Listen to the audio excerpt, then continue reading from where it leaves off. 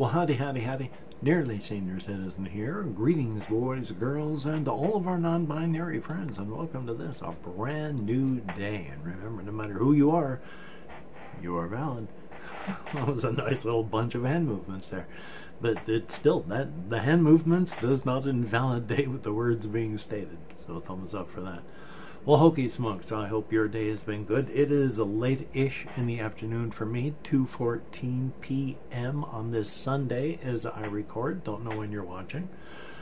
But my day has been going. Hopefully yours has been going well. I don't have a ton of stuff to talk about, but I do have a few things. First off, to preface this, the first time I saw a praying mantis in real life was a couple years back. I was walking on a 6-mile trip from where I live in Shelton to a faraway distance 3 miles away, and then on my way back I looked downward at the sidewalk and there was a little bug marching across, and my distance with my terrible vision, it looked like a weird looking beetle. And I didn't have anything else to do, so I went back to look at the weird looking beetle, and when I got closer, it was a praying mantis marching across the sidewalk. And that was the first time I saw one IRL. And it was like, hokey smokes. And I, felt, hey, that was pretty cool. Glad I saw that. Well, the second time I saw a praying mantis was, I wrote about it in my community tab last night. I was doing some cleanup in here because we've got the inspection coming up and I want the floor to look better, but the floor will never look better, but I can make it look not as horrific because any stains that get on there stay on there, so yay. But I had my fans going because normally I do keep the air moving, and the brown noise of the fans. A noise is bothersome when it's not the noise that I choose, and I like fans. I've had them running my whole life that way. I mean, even when I was a teenager living at home going in high school, I had a fan that always had to be on. Looking back on it, it was like, hokey smokes, yeah.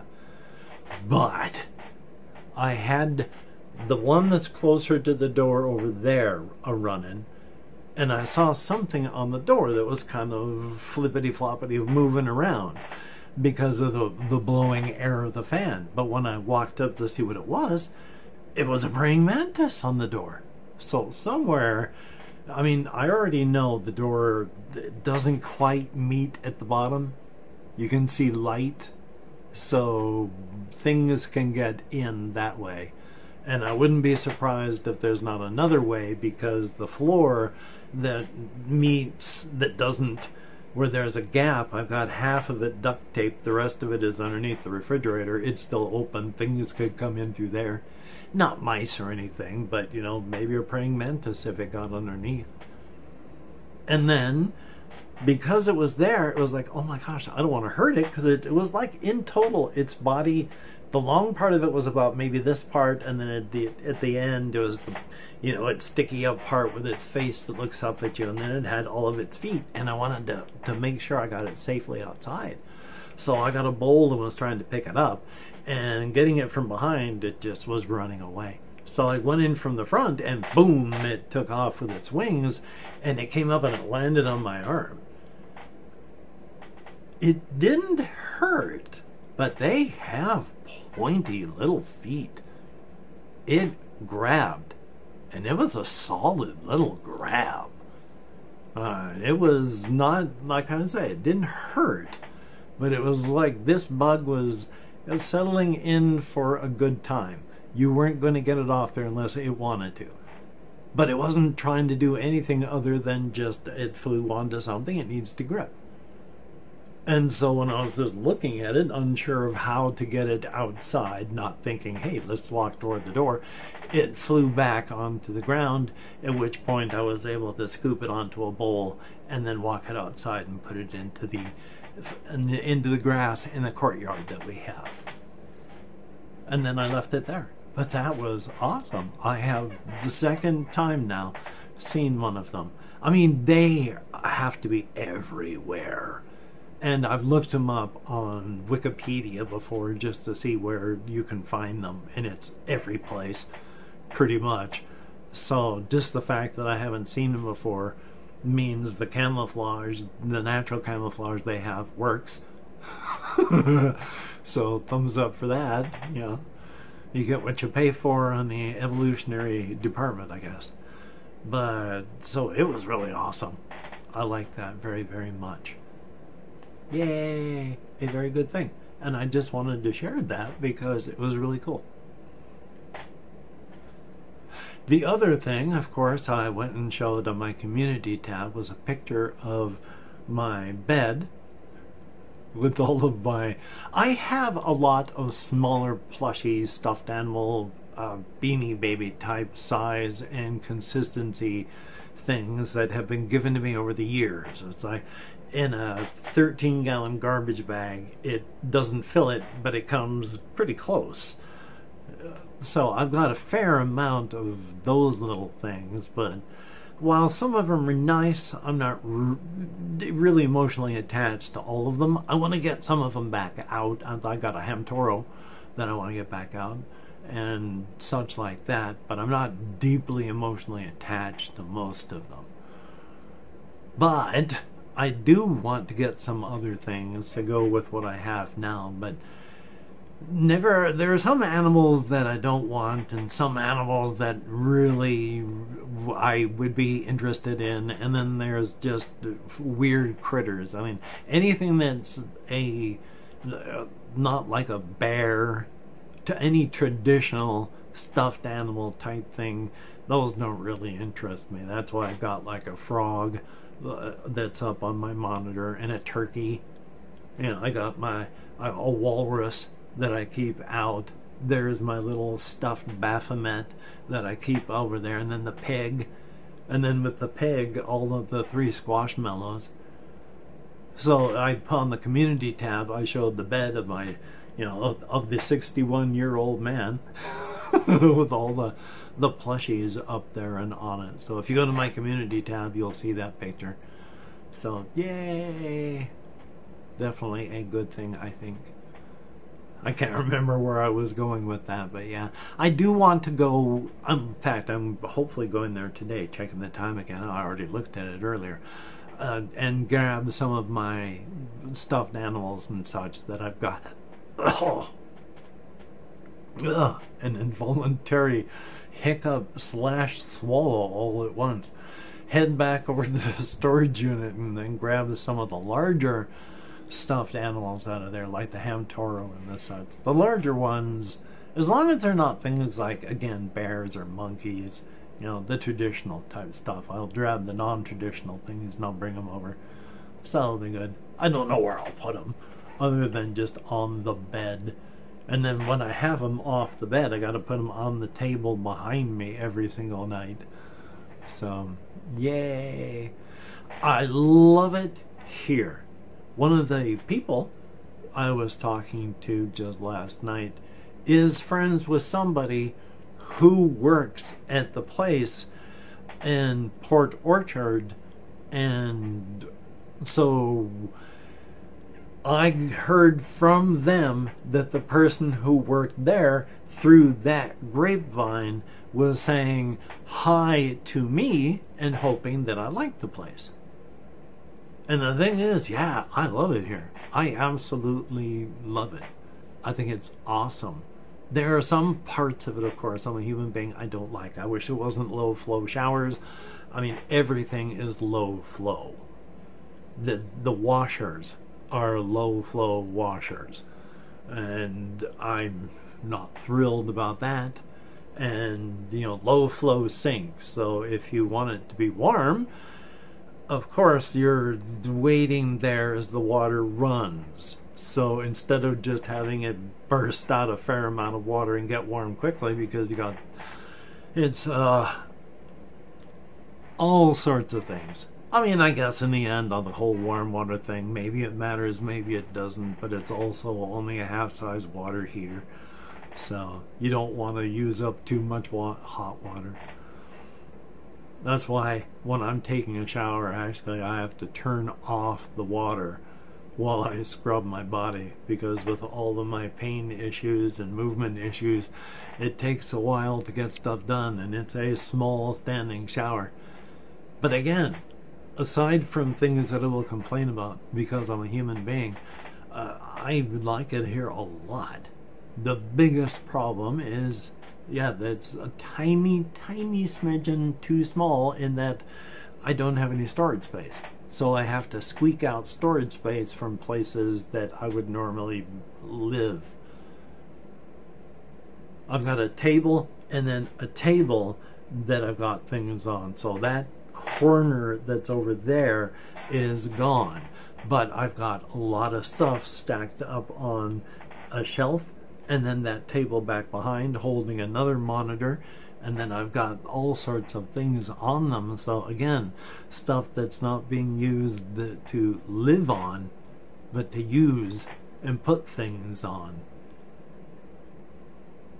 20% of your housing area gets 80% of your traffic. But that's because 80% of your house, your stuff, takes up that extra 20% of the space. Did I say that properly? The first part of it I know is correct. It's 20% of your living area gets 80% of your traffic.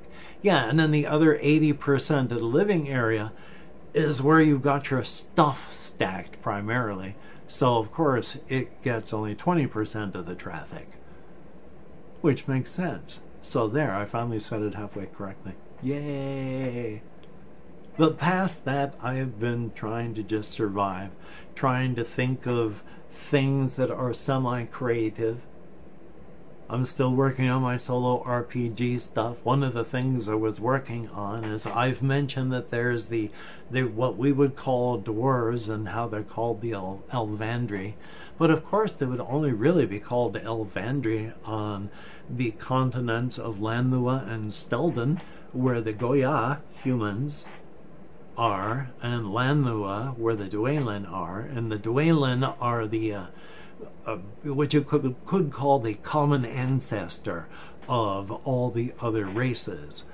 If there had not been the speciation caused by an apocalypse from a previous race that lived on the planet, it would have been just the Dwaylen that went and grew on the planet and then just colonized it the way we did here on this one.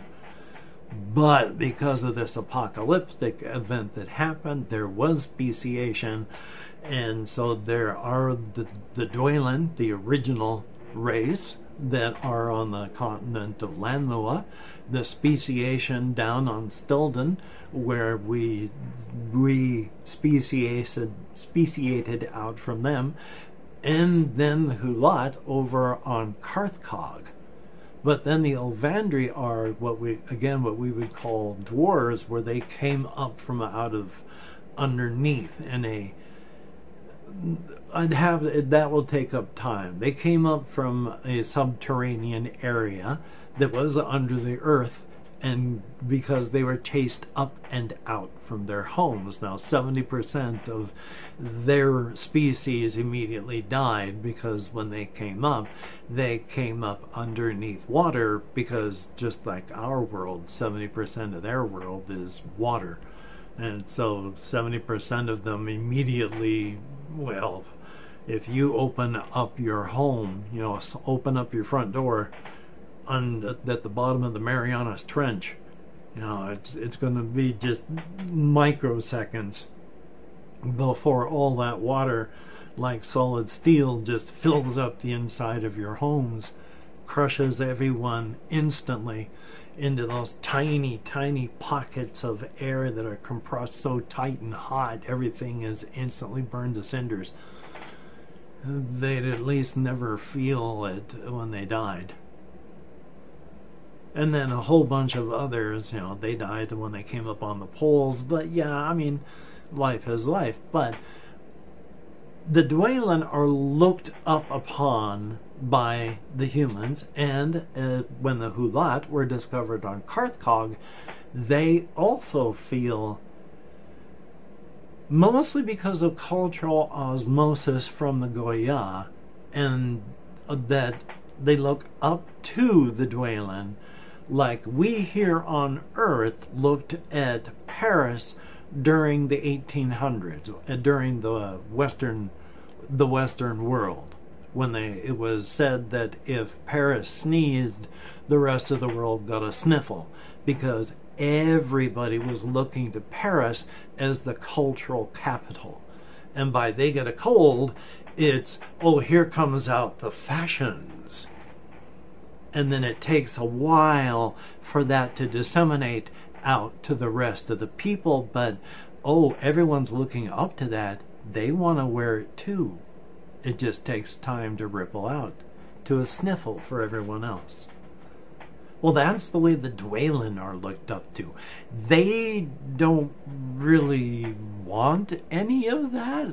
They're not bad people. They're not trying to take advantage of anything. They too, while they wouldn't survive otherwise, us versus them, because they grew up in a world of resource competition, laid on top of that and over it is also us with them.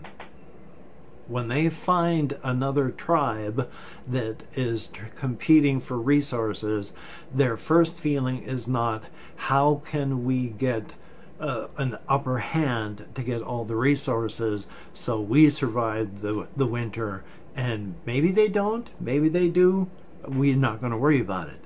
Instead of that, their first reaction is, okay, there's them and this. How are we all going to work this out to make sure we all survive? Yes, there's competition, but they also don't want to get rid of the other team. And that's the way the Dwaylen still feel. They don't feel happy wearing this cultural crown, but there's nothing they can do about it. But over on Carthcog, where the Hulat are, they have a different name because they didn't come up where the Dwaylen were before being contacted by the Dwaylen and the Goyan people from Stilden, because it wasn't that long ago, only about 150 years at most, when there was contact between these continents and Carthcog. So it's taken a time. But over here, the Orkani and the Habani and the Apani naturally tried to help out all of these Elvandri when they came up and out of the ground about 250 to 300 years ago. It took about a 50-year period for it all to happen. But they helped assimilate and make these people survive when they could have easily have not. But that is one of the things you have to do, is you take care of the land. And the people are also of the land, so you need to take care of the people. Because if you don't take care of the land, then the metaphysical land will step in. And so they help to educate and move them around and feed them and allow them to call themselves what they want to call themselves, which is Tandako from their language. Yay! And that took time and energy for me to work out. So thumbs up on that. Anyway, though, I hope you can get done the things that you would like to get done. And if you're a patron, thumbs up and thank you. You take me from a hurting monkey to not as much hurting monkey. And that is so appreciated, let me tell you. I have been such a badly hurting monkey for so long. It is like being outside of a cage right now. I appreciate that so much. I'm still inside of the cage. It's just a much bigger cage than I was in. It's not crushing me in a claustrophobic form anymore. I can walk around now. Thumbs up and thank you so very, very much. You are beautiful and awesome people. for everybody that has left me a comment, thumbs up, and thank you so very, very much. I would answer more comments if I could. This spinal nerve compression I am suffering sucks, and eventually I'm going to have surgery for it, which I still want to remind everyone, I talked to a lot of people in the past and talked with nurses and such that come up with the conclusion that a third of the time when you get surgery, especially on a thing like your back or your neck or all these nerves, third of the time it gets better, and third of the time there's no change, and a third of the time it gets worse. So I talked to my doc about that, and I brought up those exact same statistics. And he said, it's a little better than that, but essentially correct. It's a crapshoot. So I'm not really in any hurry to go under the knife, especially when it's specifically to free nerves that are being crushed by bone. Yeah, I want to get them freed, but holy smokes, if it gets worse. I mean, I've already lost 60% of my life and what I can and can't do. I would hate to lose even more, like possibly all use of my arms. Life is fun. And then of course, every time I think of doing something, eventually I'm going to get back to saying goodbye to everyone. Eventually, everything I do, I start thinking, well, I have had a heart attack already.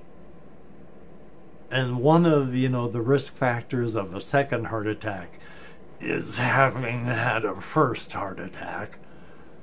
And I don't know when I had this, but it couldn't have, I don't know. No one's ever said anything to me before, which means it could be really, really recent, because I have not had EKGs. Well, I mean, I have had them fairly recently, and then suddenly my doc talks to me about it, but he brought it up so casually.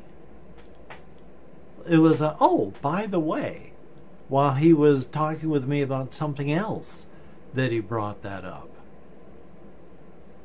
So has everyone else just figured I knew? So I have no ideas when I had a heart attack, because I had one and I have no ideas when. And so I think about things, because as long as you don't have THC containing things with you on the facility, they don't care if you use it off. The other day, for the first time in probably about a year, I bought one of those 1 ounce, I was gonna say joint, but pre-roll, and I smoked that.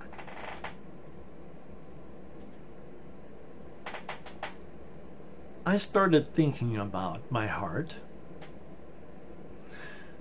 and then I did some research when I got back here. Yes, THC is a vasodilator. It opens up your blood vessels. And it is a bronchodilator. It opens up your air vessels. It's the opposite of like nicotine, which is a dilator.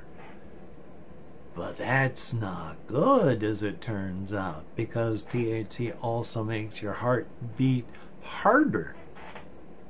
And beating harder with the vasodilation apparently adds to the risk of heart attack.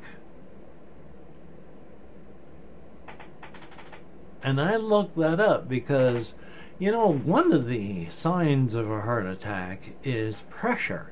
Not pain, but pressure, like someone, like an elephant is sitting on your chest. I didn't feel quite that, but it felt kind of heavy. right across here.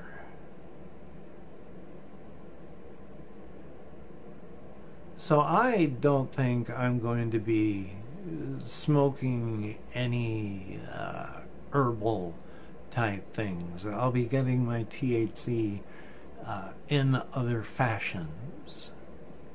Still in ways that have to be done before I come back here. I mean, life is life. That it's one of the things that's in the contract for my rent, so yeah, I'm going to stick with that. It's all off there, not in here. So, that was fun, and I worry now. One of the things, though, of course, is they talk about how a silent heart attack can feel like you just had muscle strain in your chest. I have feelings of that all the time, have had all my life. Apparently, also as well, you can have the pleural linings on your lungs adhese and tear, which of course will lead to chest pains. And then I have anemia with overly large red blood cells that are overly packed with hematocrit, too much iron. One of the symptoms and side effects of that is chest pains. Which, God, which of the chest pains that I have should I take seriously? Because if I went to the emergency room for every time I had chest pains, I would have lived in the ER for the past 30 or 40 years. Things on this side are underdeveloped because I have scoliosis, which pulls everything forward. That's a big part of it. Yay. So thumbs up. Anyway though, if you have left me a comment, these are a whole bunch of things that I worry about. I appreciate your having listened through that. If you have listened this far, if you could type beautiful day into the comments, that would be very awesome. Thank you so much. I'm going to leave it at that though, because I've talked for almost a half hour again. Thank you for watching. If you have watching, it is a beautiful day. So, until we meet again, you take care. Have a great day today. I will see you on the flip side, and that is indeed a very good thing. Life is life, though. You take care.